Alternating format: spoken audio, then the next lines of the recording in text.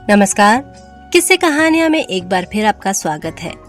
प्रस्तुत है मुंशी प्रेमचंद द्वारा लिखी कहानी चकमा। सेठ चंदूमल जब अपनी दुकान और गोदाम में भरे हुए माल को देखते तो मुंह से ठंडी सांस निकल जाती। यह माल कैसे बिकेगा? बैंक का सूद बढ़ रहा है, दुकान का किराया चढ़ रहा है, कर्मचारियों का वेतन बाकी पड़ता जाता है। ये सभी रकमें गांठ से देनी पड़ेंगी। अगर कुछ दिन यही हाल रहा तो दिवाले के सिवा और किसी तरह जान ना बचेगी। तिस पर भी धरने वाले नित्य सिर पर शैतान की तरह सवार रहते हैं। सेठ चंदूमल की दुकान चांदनी चौक दिल्ली में थी। मुफस्सिल में भी कई दुकानें थी। जब शहर कांग्रेस कमेटी ने उनसे बिलायती कपड़े की खरीद और बिक्री के विषय में प्रतीक्षा करानी चाहिए तो उन्होंने कुछ ध्यान न दिया। बाजार के कई आढ़तियों ने उनकी देखा देखी प्रतिज्ञा पत्र पर हस्ताक्षर करने से इनकार कर दिया। चंदूमल को जो नेतृत्व कभी न नसीब हुआ था वह इस अवसर पर बिना हाथ पैर हिलाए ही मिल गया। वे सरकार के खैर ख्वाह थे। साहब बहादुरों को समय समय पर डालियां नजर देते थे। पुलिस से भी घनिष्ठता थी। म्यूनिसिपैलिटी के सदस्य भी थे। कांग्रेस के व्यापारिक कार्यक्रम का विरोध करके अमन सभा के कोषाध्यक्ष बन बैठे। यह इसी खैर ख्वाही की बरकत थी। युवराज का स्वागत करने के लिए अधिकारियों ने उनसे 25,000 के कपड़े खरीदे।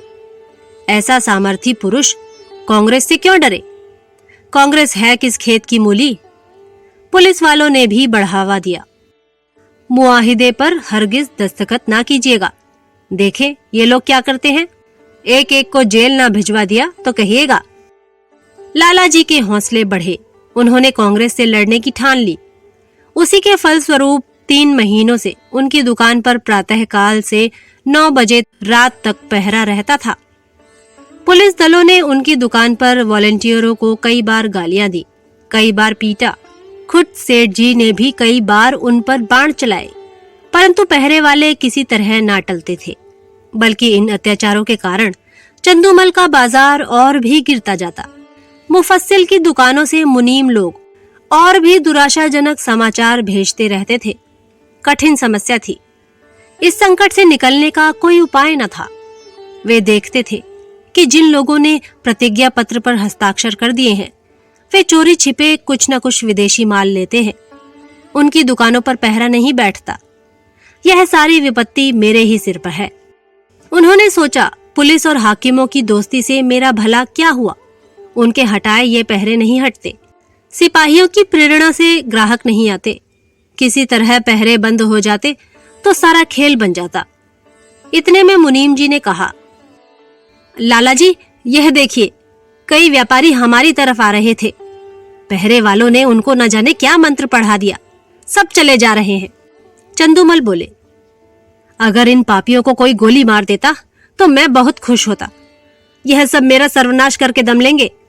मुनीम जी बोले, कुछ हेठी तो होगी। यदि आप प्रतिज्ञा पर हस्ताक्षर कर देते तो यह पहरा उठ जाता। तब हम भी यह सब माल किसी न किसी तरह खपा देते। चंदूमल बोले, मन में तो मेरे भी यह बात आती है, पर सोचो अपमान कितना होगा। इतनी हेकड़ी दिखाने के बाद फिर झुका नहीं जाता। फिर हाकिमों की निगाहों में गिर जाऊंगा और लोग भी ताने देंगे कि चले थे बच्चा कांग्रेस से लड़ने, ऐसी मुंह की खाई कि होश ठिकाने आ गए। जिन लोगों को पीटा और पिटवाया, जिनको गालियां दी, जिनकी हंसी उड़ाई, अब उनकी शरण कौन मुंह लेकर जाऊं? मगर एक उपाय सूझ रहा है। अगर चकमा चल गया तो पौ बारा है।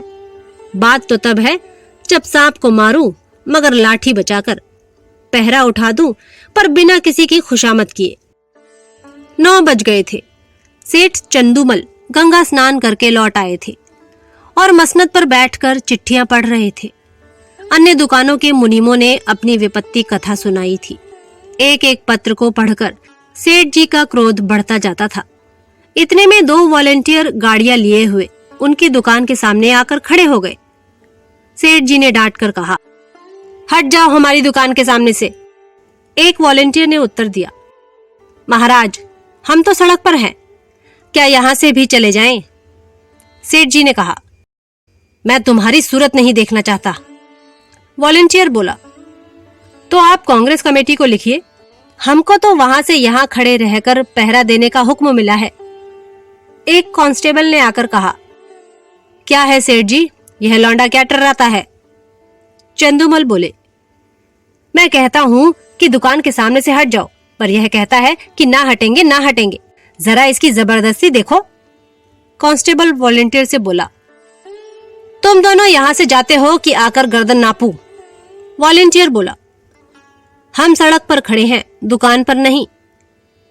कांस्टेबल का अभीष्ट अपनी कारगुजारी दिखाना था। यह सेठ जी को खुश करके कुछ इनाम इकराम भी लेना चाहता था। उसने वॉलेंटियरों को अपशब्द कहे और जब उन्होंने उसकी कुछ परवाह न की तो एक वॉलेंटियर को इतने जोर से धक्का दिया कि वह बेचारा मुंह के बल जमीन पर गिर पड़ा। कई वॉलेंटियर इधर उधर से आकर जमा हो गए, कई सिपाही भी आ पहुंचे। दर्शक वृंद को ऐसी घटनाओं में मजा आता ही है। उनकी भीड़ लग गई। किसी ने हाक लगाई, महात्मा गांधी की जय। औरों ने भी उसके सुर में सुर मिलाया। देखते देखते एक जन समूह एकत्रित हो गया। एक दर्शक ने कहा, क्या है लाला चंदूमल, अपनी दुकान के सामने इन गरीबों की दुर्गति करा रहे हो और तुम्हें जरा भी लज्जा नहीं आती? कुछ भगवान का भी डर है या नहीं? सेठ जी ने कहा, मुझसे कसम ले लो जो मैंने किसी सिपाही से कुछ कहा हो। ये लोग अनायास बेचारों के पीछे पड़ गए, मुझे सेंध में बदनाम करते हैं। एक सिपाही बोला, लाला जी, आप ही ने तो कहा था कि ये दोनों वॉलेंटियर मेरे ग्राहकों को छेड़ रहे हैं, अब आप निकले जाते हैं। चंदूमल बोले, बिल्कुल झूठ, सरासर झूठ, 16 आना झूठ। तुम लोग अपनी कारगुजारी की धुन में इनसे उलझ पड़े। यह बेचारे तो दुकान से बहुत दूर खड़े थे, न किसी से बोलते थे न चालते थे। तुमने जबरदस्ती ही इन्हें गर्दनी देनी शुरू की। मुझे अपना सौदा बेचना है कि किसी से लड़ना है? दूसरा सिपाही बोला, लाला जी हो बड़े होशियार, मुझसे आग लगवाकर आप अलग हो गए। तुम ना कहते तो हमें क्या पड़ी थी कि इन लोगों को धक्के देते। दरोगा जी ने भी हमको ताकीद कर दी थी कि सेठ चंदूमल की दुकान का विशेष ध्यान रखना, वहां कोई वॉलेंटियर ना आए। तब हम लोग आए थे। तुम फरियाद ना करते तो दरोगा जी हमारी तैनाती ही क्यों करते? चंदूमल बोले, दरोगा जी को अपनी कारगुजारी दिखानी होगी, मैं उनके पास क्यों फरियाद करने जाता? सभी लोग कांग्रेस के दुश्मन हो रहे हैं, थाने वाले तो उनके नाम से ही जलते हैं। क्या मैं शिकायत करता तभी तुम्हारी तैनाती करते? इतने में किसी ने थाने में इत्तिला दी कि चंदूमल की दुकान पर कांस्टेबलों और वॉलेंटियरों में मारपीट हो गई। कांग्रेस के दफ्तर में भी खबर पहुंची। जरा देर में सशस्त्र पुलिस के थानेदार और इंस्पेक्टर साहब आ पहुंचे। उधर कांग्रेस के कर्मचारी भी दलबल सहित दौड़े। समूह और बढ़ा। बार बार जयकार की ध्वनि उठने लगी। कांग्रेस और पुलिस के नेताओं में वाद विवाद होने लगा। परिणाम यह हुआ कि पुलिस वालों ने दोनों को हिरासत में लिया और थाने की ओर चले। पुलिस अधिकारियों के जाने के बाद सेठ जी ने कांग्रेस के प्रधान से कहा, आज मुझे मालूम हुआ कि ये लोग वॉलेंटियरों पर इतना घोर अत्याचार करते हैं।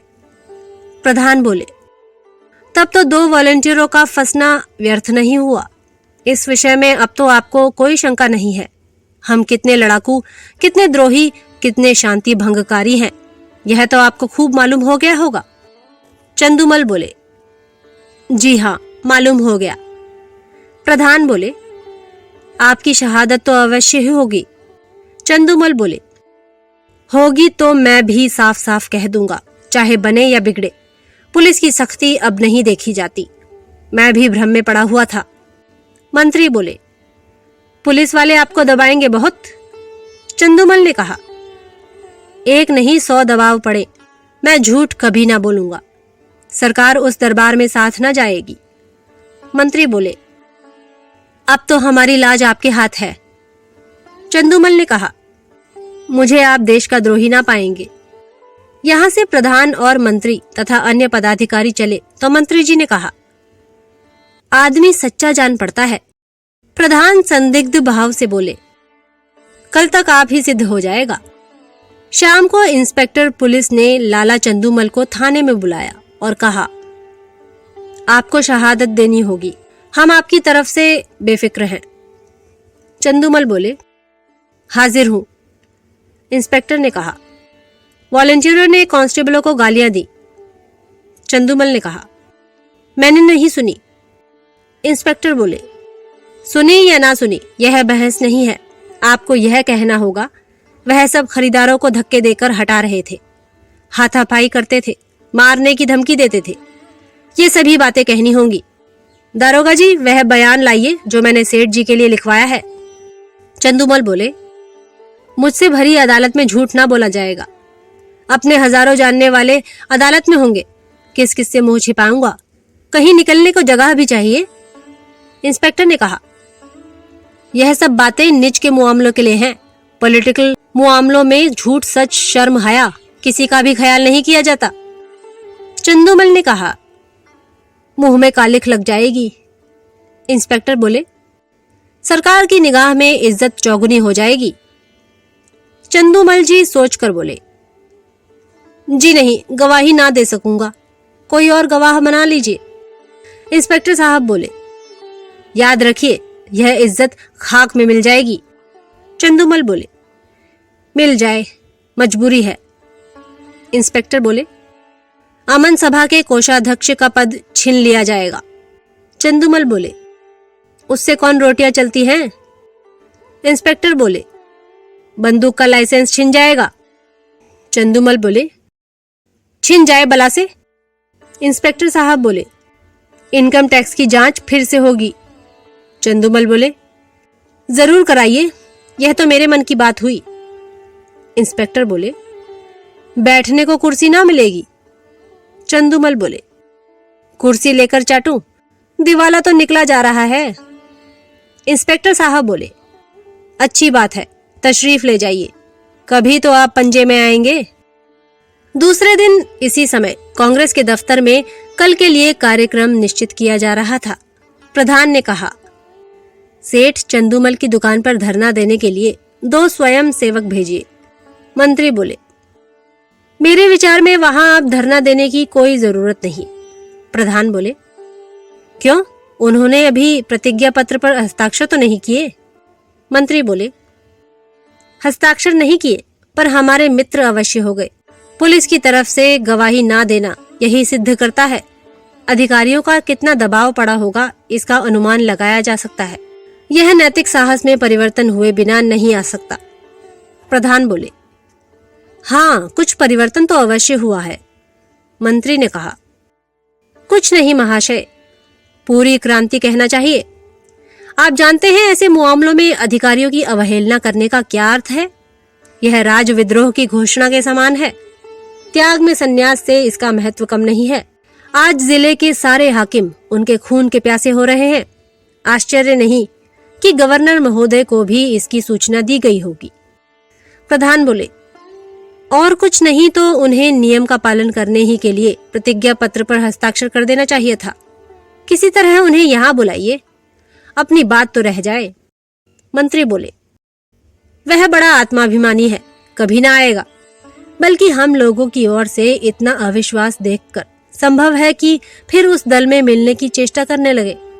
प्रधान बोले, अच्छी बात है, आपको उन पर इतना विश्वास हो गया है तो उनकी दुकान छोड़ दीजिए। तब भी मैं यही कहूंगा कि आपको स्वयं मिलने के बहाने से उस पर निगाह रखनी होगी। मंत्री बोले, आप नाहक इतना शक करते हैं। 9 बजे सेठ चंदूमल अपनी दुकान पर आए तो वहां एक भी वॉलंटियर ना था। मुख पर मुस्कुराहट की झलक आई। मुनीम से बोले, कौड़ी चित्त पड़ी। मुनीम बोले, मालूम तो होता है, एक महाशय भी नहीं आए। चंदूमल बोले, ना आए और ना आएंगे, बाजी अपने हाथ रही। कैसा दांव खेला, चारों खाने चित्त। आप भी बातें करते हैं, इन्हें दोस्त बनाते कितनी देर लगती है? कहिए अभी बुलाकर जूतियां सीधी करवाऊं। टके के गुलाम हैं, ना किसी के दोस्त ना किसी के दुश्मन। सच कहिए, कैसा चकमा दिया है? मुनीम बोले, बस यही जी चाहता है कि आपके हाथ चूम लूं।